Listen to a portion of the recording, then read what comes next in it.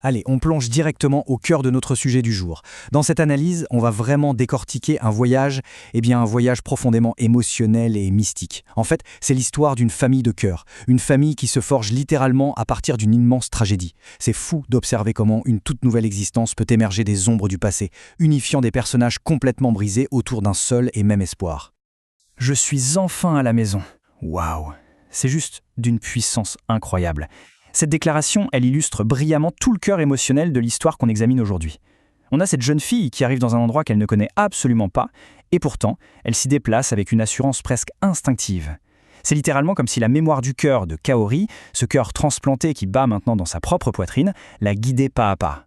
C'est un point de départ saisissant, n'est-ce pas? Ça donne vraiment le ton pour tout ce qui va suivre. Alors, commençons par ce qu'on pourrait appeler un véritable retour aux sources. Observons d'un peu plus près la renaissance spirituelle de Xiangjing. Elle s'installe officiellement dans la demeure de Ryo-Saeba et ça déclenche un véritable séisme émotionnel. Pourquoi? Parce que la jeune femme s'approprie tout naturellement l'ancienne chambre de Kaori pour en faire son propre sanctuaire. Et là, le contraste est juste monumental.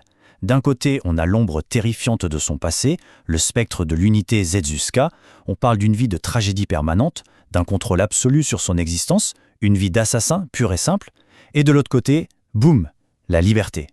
La liberté d'exister enfin pour elle-même. Elle se retrouve en sécurité, complètement enveloppée par la protection indéfectible de celui qu'elle appelle maintenant, affectueusement, Papa Ryo. C'est un changement de vie à 180 degrés. Évidemment, un tel bouleversement ne se fait pas sans faire de vagues. C'est fascinant de voir la différence entre l'agitation à l'extérieur et le calme à l'intérieur de cette nouvelle bulle familiale. Saeko, par exemple, réagit avec une méfiance farouche et une jalousie ivre envers celui qu'elle appelle le cochon de Mokori. Elle est intimement persuadée qu'il a des intentions douteuses. Mais Ryo, il ignore complètement ses critiques. Avec une aisance remarquable, il assume son rôle de père à 100%. Lors d'une conversation hyper poignante sur la mort et l'héritage, il lui dit même d'arrêter de craindre l'avenir pour plutôt savourer l'instant présent. Et puis en toile de fond, on a les prières silencieuses et bienveillantes de Lee-Da-ren, qui ne souhaite que le bonheur de Xiangjing. Maintenant que ce nouveau cocon est en place et que la tragédie semble s'éloigner un peu, voyons comment cette tranquillité domestique va déclencher quelque chose d'énorme, la renaissance professionnelle d'une véritable légende. Parce que oui, cet équilibre naissant va être bousculé par un cadeau, disons, totalement inattendu de Lee-Da-ren. La restauration du mythique tableau de messages de la gare de Shinjuku. Pour tous ceux qui connaissent cet univers, on le sait, c'est le symbole ultime. C'est l'espoir incarné pour tous ceux qui n'ont littéralement plus personne d'autre vers qui se tourner dans la ville. Et la réaction de Ryo face à ça est géniale. C'est un vrai processus d'acceptation en plusieurs temps. Au début, il joue la carte de la réticence. Il prétexte qu'il a pris de l'âge, que ses nouvelles responsabilités de Papa Ryo l'accaparent, mais on sait très bien que c'est une façade. Face à l'insistance du parrain de la Zengdao, il finit par accepter ce profond héritage symbolique. Et voilà, c'est fait. C'est le moment charnière qui marque officiellement le retour en force du City Hunter. Le fameux nettoyeur des ombres est de retour. Mais attention, fonder une nouvelle famille, ça apporte aussi des vulnérabilités totalement inédites, ce qui nous amène à une situation médicale un peu cocasse au premier abord, mais qui est en réalité dictée par une émotion humaine à l'état brut. Alors là, c'est la petite touche d'humour qui détend l'atmosphère. Xiangjing fait un véritable chantage affectif, super efficace d'ailleurs, pour forcer l'invincible City Hunter à faire un bilan de santé exhaustif. Les résultats tombent, une constitution physique hors norme, une endurance exceptionnelle, bref, sérieux Saeba. Mais détail amusant, la médecine lui trouve un tout petit défaut lié au vieillissement, une presbytie naissante. Découvrir que le grand Ryo a la vue qui baisse, c'est très drôle. Sauf que ça sert à camoufler une réalité bien plus lourde. Parce que franchement, on doit se poser la question. Pourquoi exiger ça de lui? Qu'est-ce qui motive réellement cette exigence médicale soudaine et implacable? Si on gratte un peu sous l'humour de la scène, on tombe sur une angoisse existentielle et une blessure psychologique extrêmement profonde. C'est la terreur! La véritable raison, c'est une peur paralysante de l'abandon.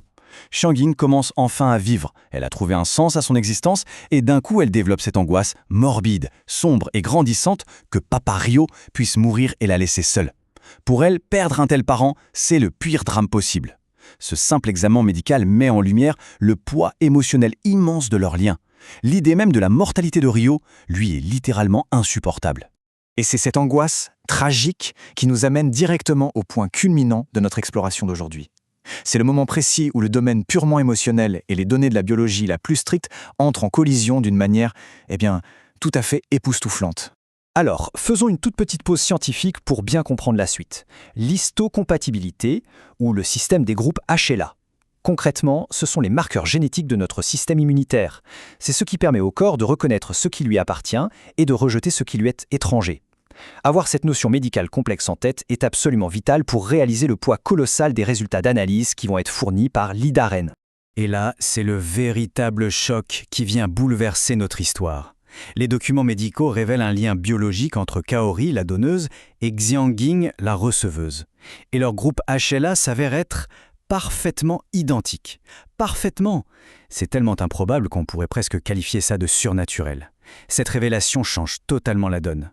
On ne parle plus du tout d'une simple prouesse chirurgicale ici, on parle d'une véritable fusion miraculeuse entre deux âmes et deux corps. Et l'impact de cette découverte, il modifie la trajectoire de tous les personnages. Numéro 1, c'est une libération physique immédiate pour la jeune femme qui n'aura plus jamais besoin de subir les lourds et épuisants traitements anti-rejet. Numéro 2, la science médicale garantit son avenir en lui promettant une espérance de vie inespérée. Et numéro 3, au-delà même de la biologie, c'est la validation symbolique ultime. La preuve scientifique que sa place au sein de cette nouvelle famille aux côtés de Ryo est définitive, légitime et absolument permanente. Ce qui nous amène inévitablement à cette grande réflexion finale. Face à une perfection biologique d'une telle ampleur, il est tout à fait légitime de se demander, est-ce que le hasard de la science seul peut véritablement expliquer ce lien miraculeux? Ou bien, est-ce que, comme le suggère toute la beauté de cette histoire, la main indéniable du destin, guidée par l'amour, a choisi d'intervenir pour forger une véritable famille? Parfois, certaines connexions semblent tout simplement transcender la logique pour s'inscrire dans une forme d'évidence absolue. C'est une réflexion fascinante, je trouve. Et c'est sur cette pensée forte que s'achève notre explication des sources d'aujourd'hui.